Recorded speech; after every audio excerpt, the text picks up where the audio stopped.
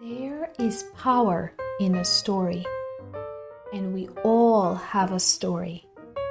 Our stories, if told, can inspire, encourage, and motivate. Hi, I am Rhonda, and welcome to the Book of Lives.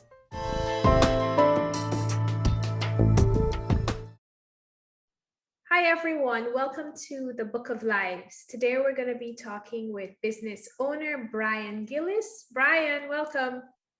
Good afternoon, Brian. Welcome to the Book of Lives. How are you doing? Great. Thank you for having me today. You're welcome. So Brian, tell us a little bit about what do you do? What is it that you do? All right. My name is Brian Gillis. And I'm an entrepreneur. I have a business. I reside in St. Kitts. I have a business where we do screens and canopies and shades and interior blinds. So we're doing pretty well, reasonably well, and we're giving thanks, although we having the COVID, situation where it is, but we're working towards that. Get better each Good. day. Awesome. So Brian, you are passionate about many things. You know, you're a business owner. You've been a business owner for a while. I know you're passionate about table tennis, sports, but more importantly, you're passionate about fatherhood, about being a father. Why is that so important to you? Yeah, it is important because I always had that, it used to be, I used to think about it, someday I'm gonna be a father, Mhm. right? And as young at the time, you would be more focusing on your education, trying to excel and get a job, and then these things come after.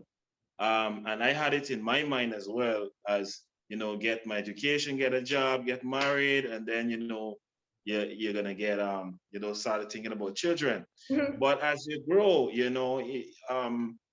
things change. People around you, you start seeing your friends. Some of your friends, started getting children, and you started thinking, something. This is not as far off from what I could be thinking. I could be a father soon in some way, but it's something that I always look forward to because I wanted to see that I can really have a child, and then Uh-huh. at the same time, you want to know that you have somebody that you could impart your wisdom, your knowledge, into, and you could able to look, and say, well, yes, I was a part of this life, Mhm. how this life has developed and become, somebody elite in life, so How many kids do you have, Brian? I have two children. Um, One is 19 years old and the other one is 8 years old, right? Boy or girl? Boy, the girl is 90, my princess, and my prince is 8 years old, right? So, So yes. here's an interesting question. Do you treat the boy differently to the girl? Um, yes, I do. Really? Why? How so? Tell me. The reason why I do that, right, is because number one is an age difference, right? One is 19, one is 8. So the way how I would able to deal with the 19-year-old, it will be a little different to the 8-year-old, right? But there's certain common things that I make sure they have, right? For example, they must have a spiritual background, they must have the belief, they have a belief system, believe in God, have a relationship with God. You know, um, they must have something to fall back on, just like the Bible did say that train up a child the way he should grow, Mhm. right? And it's just certain basic principles of the Bible I would like for them to always have in their mind, that that help them, the way how they treat people. They must be able to have respect for themselves and respect for others. Mhm. They must show love. Mhm. They must be humble. Humility. I love humility. Humility is real good. They must be humble. And they must think about they must be generational thinking. They must not think for their own self. think about others, how they are impacting others, in life later on. So these are things that basic, basic common things that they must have in common. Um, I think it might have been a little more, the question would have been a little more ticklish Uh-huh. if they were closer in Okay. age, Okay. right? It would have been like, oh, um, if I could tell the girl to stay out 8 and tell the boy he could stay out 11, Yeah. then it's when it would have been a little ticklish. But English. I'm glad I'm not in that area, right? Okay. I'm not in the department. But for now, and one of the other things why the boy I pay a little bit more attention to because of his medical issues, right? So I would find that we're able to pay more attention to him in that sense, um, than the girl, because the girl, she's old enough, she mature, she understand the situations and everything like that. So that's why. Mhm. What parenting strategies did you find useful? So you have a 19-year-old and an 8-year-old, right? So you have a nice wide range. What parenting strategies have you found useful over the years? Well, for the 19-year-old, I come from the old school, right? Oh, you're old school. Okay. Yeah. So I I was more I was in this way of saying that a child must be a child Mm. and a parent must be a parent, right? You must be able to respect your elders. That was important to me, right? Matters not if um this person is younger than you, but still they have the authority. Respect them still, right? Um, I taught her that I believe in I don't because I'm from the old school. There were times where I didn't spare the rod, Mm-hmm. right? So that's something coming from the Caribbean background and everything like that. We don't spare the rod, Mm-hmm. right? No, for the boy, no. I still have the don't spare the rod policy, but not so much now because you're into as you grow and you become more mature and stuff, you start to deal with things in a different way.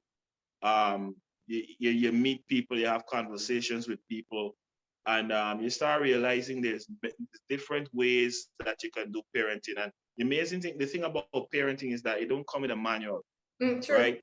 You have to you deal with children based on the personality, right? And and because of dealing with them with the personality, you're able to get certain things over. Some of them could understand when you have a sit down conversation, Mm-hmm. while some of them might be able to understand when they see you very serious. For example, Princess. When Princess realized I vexed with her, I call her by her name and she don't like it, right? Because she prefer I say Princess all the time. Yes. If I said Deandra, she already understand this is not a nice situation, right?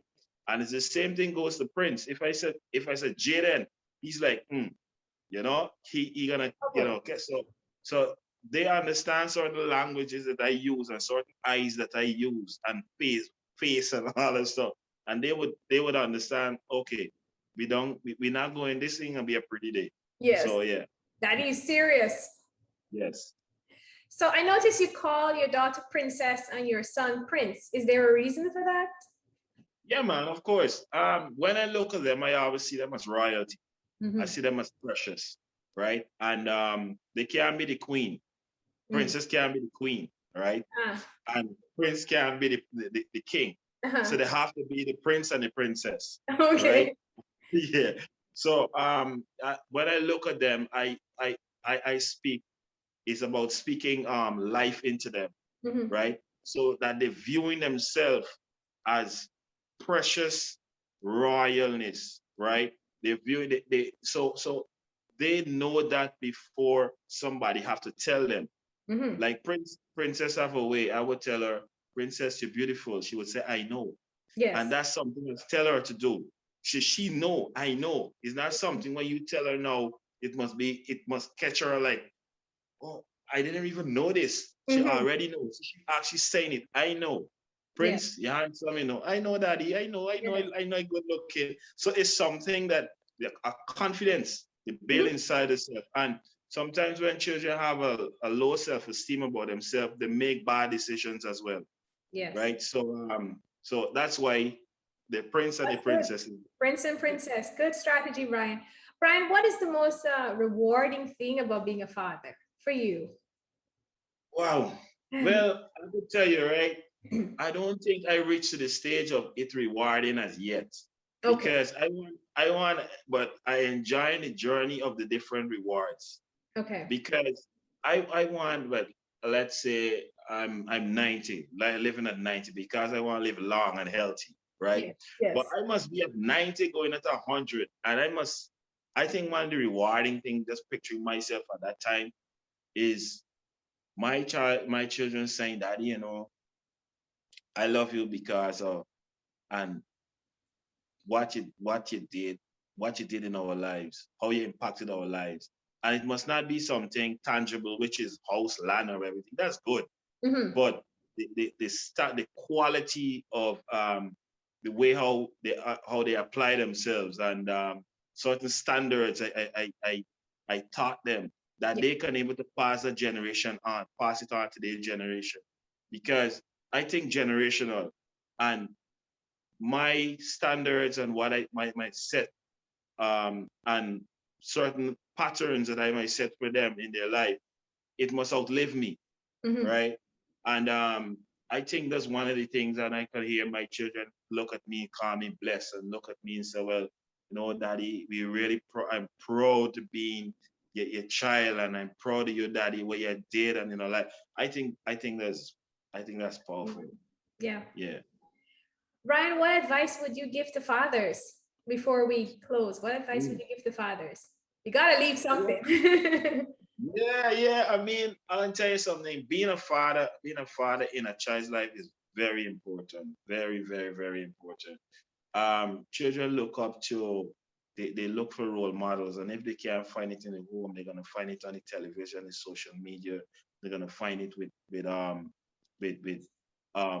the celebrities. And sometimes the thing about it with role models, what they look at celebrities, and they don't know the celebrities' day-to-day life, right? They see this outside appearance, and that's what they gravitate to. But if you can, as a father, being in a child's life, in a daughter's life, where you could sit down with your daughter and have a conversation, I mean, it's a blessing that, I mean, I could sit down and talk with my princess, and talk with Prince, and tuck them to bed, and at night we go in, and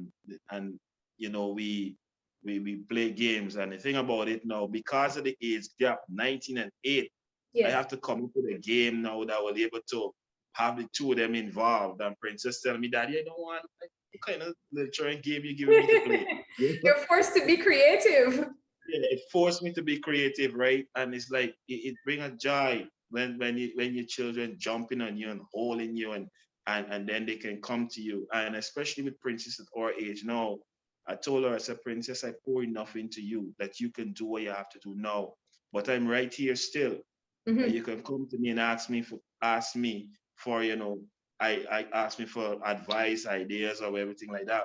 But I think I put enough into you that you can go out and fly, right?"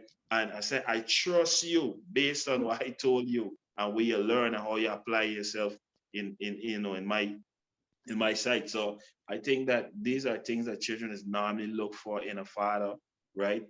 And I really think that that's what missing a lot in the homes right now with fathers.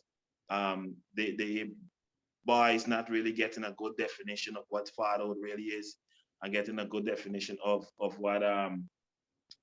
of what a man really is, right? And so fathers got to be there to give them that definition, and the same way be there for their daughter, so their daughter could look at you and say, "That's the kind of husband I want.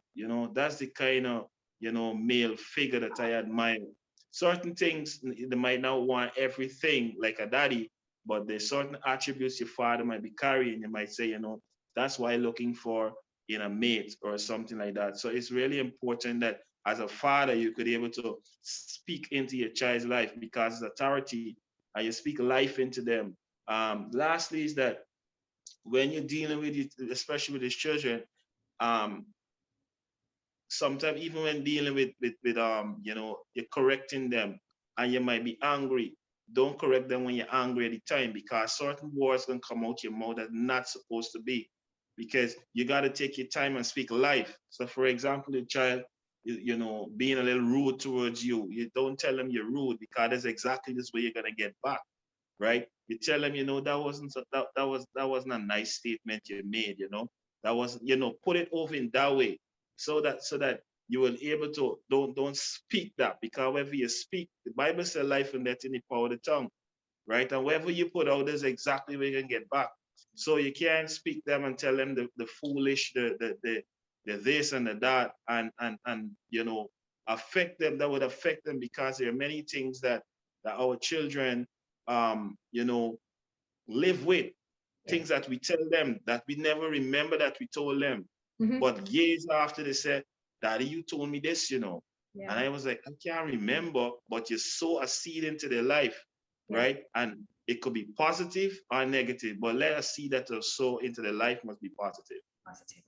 Thank you, Brian. I appreciate you stopping by to share all of this wonderful wisdom with us. I appreciate it. All right, I am glad that you had me, and I'm really grateful for the conversation. It was awesome. Thank you. And for those of you who are watching, thanks so much. Stay inspired.